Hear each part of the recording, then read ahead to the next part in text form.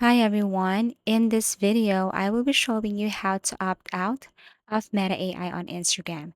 So actually this feature has been added especially for the latest version or updated version of Instagram.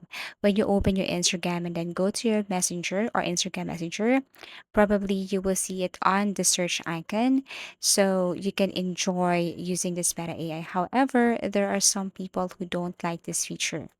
And if you go to your settings and activity, obviously, you will not see a feature or option here that says remove Meta AI.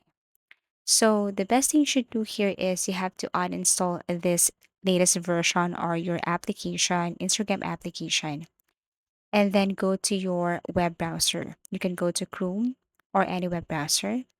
And then in order for you to get rid or opt out this Meta AI, because you can see that feature option inside the application, is to install the old version of Instagram. This is the only and the best way to get rid of Meta AI.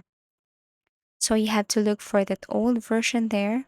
For example, this first link or the second link here, you can tap this and then look for that oldest, if possible, oldest version of Instagram application. So you just have to scroll and then see more. And then once you found that old version or oldest version of Instagram, all you have to do is to click that one. And then you will see also a download button. So let me look for, let's just say this one is 2022. So here, what you're going to do is to scroll down and look for download button, tap download, and then you just have to wait for a couple of seconds. And then after that, what you're going to do is you have to install this, okay? And you also have to make sure that you have uninstalled the latest version of Instagram first before you do this.